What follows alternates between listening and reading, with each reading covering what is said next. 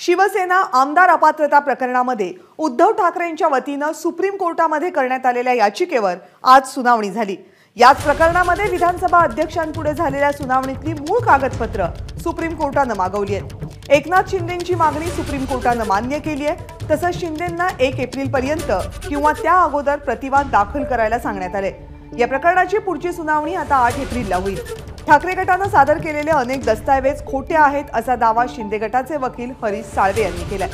उद्धव ठाकरेंच्या सोबत किती आमदार होते याबाबत सादर करण्यात आलेली कागदपत्र विश्वासार्ह नाहीत असा दावा शिंदे गटाने आज केलाय। या प्रकरणावर नियमित सुनावणी व्हावी अशी मागणी ठाकरेंच्या वकिलांनी केली आहे। आज न्यायालयामध्ये नेमकं काय काय झालं या संदर्भातली आणखी माहिती जाणून घेण्यासाठी दिल्लीहून माझे सहकारी सोमेश कोलगे आता आपल्या सोबत आहेत। सोमेश,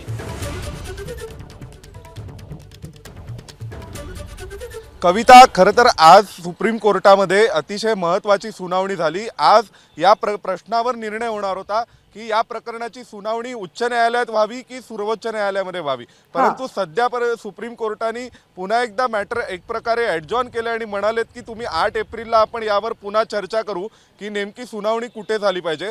पण दरम्यानच्या काळात विधानसभा अध्यक्षांकडची मूळ कागदपत्र सुप्रीम कोर्टाने मागितली आहेत। सुनावणीची सुरुवातच झाली त्यावेळी उद्धव ठाकरे गटाकडून असा युक्तिवाद करण्यात आला की या सर्वोच्च न्यायालयाच्या निकालपत्राचं व्यवस्थित पालन झालेलं नाहीये।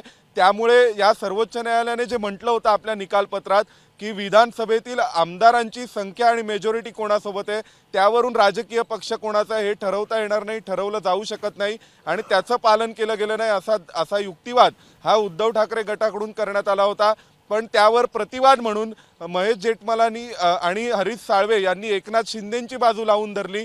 त्यांनी असं म्हटलं की क्वेश्चन ऑफ लॉ, कायद्याचा प्रश्न हा तर नंतर आहे, पण सुरुवातीला जी कागदपत्र उद्धव ठाकरे गटाने दाखल केली आहेत त्या कागदपत्रांच्या विश्वासार्हतेवरच प्रश्नचिन्ह आहे आणि त्यानंतर मग शेवटी या सगळ्यातून दोन्ही गटांकडून एक मान्यता देण्यात आली आणि असं म्हणण्यात आलं की विधानसभा अध्यक्षांकडे झालेल्या सुनावणीतील मूळ कागदपत्र पुन्हा एकदा सुप्रीम कोर्टाकडे मागवण्यात यावीत आणि सुप्रीम कोर्ट ती तपासेल आणि त्याआधी एकनाथ शिंदेंनी आपला प्रतिवाद जो आहे या सगळ्या याचिकेवर तो दाखल करायचा आहे। आपल्यासोबत सर्वोच्च न्यायालयाचे वकील सिद्धार्थ शिंदे आहेत।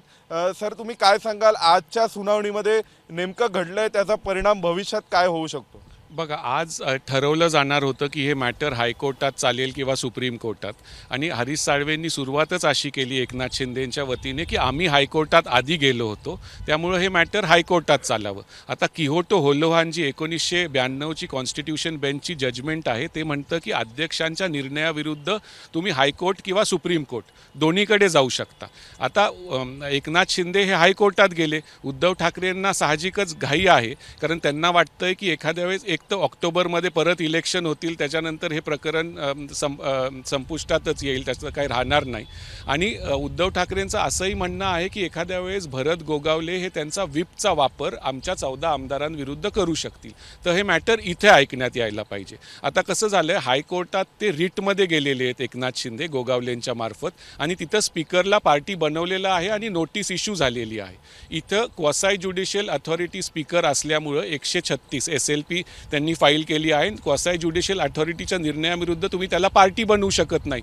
त्यामुळे सुप्रीम कोर्टाने असं सांगितलं की स्पीकरचं जे रेकॉर्ड आहे, स्पीकर समोर जी सुनावणी झाली ते रेकॉर्ड त्यांनी समन केलेलं आहे। त्याच्यात एक तुम्ही असं बघू शकता की उद्धव ठाकरेंना एक थोडासा दिलासा तुम्ही म्हणू शकता की परत ही सुनावणी इथं परत सुप्रीम कोर्टात होणार आहे आणि जर रेकॉर्ड समन केलंय तर सुप्रीम कोर्ट 8 तारखेला ह्याच्यावर भाष्य करेल की पुढे काय होईल। पण शक्यता जास्त आहेत की मग सुप्रीम कोर्ट हे मॅटर सुप्रीम कोर्टातच ठेवेल असं नक्की उद्धव ठाकरेंच्या वकिलांना वाटत असावं। तर 8 तारखेला कळेल की सुप्रीम कोर्टामध्ये पुढच्या सुनावणीमध्ये कळेल की हे मॅटर सुप्रीम कोर्टामध्ये चालणार की पुन्हा एकदा हायकोर्टाकडे वर्ग केले जाणार। या सगळ्या संदर्भातल्या अपडेट्स आपल्यापर्यंत पोहोचवत राहू। एबीपी माझा, उघडा डोळे बघा नीट।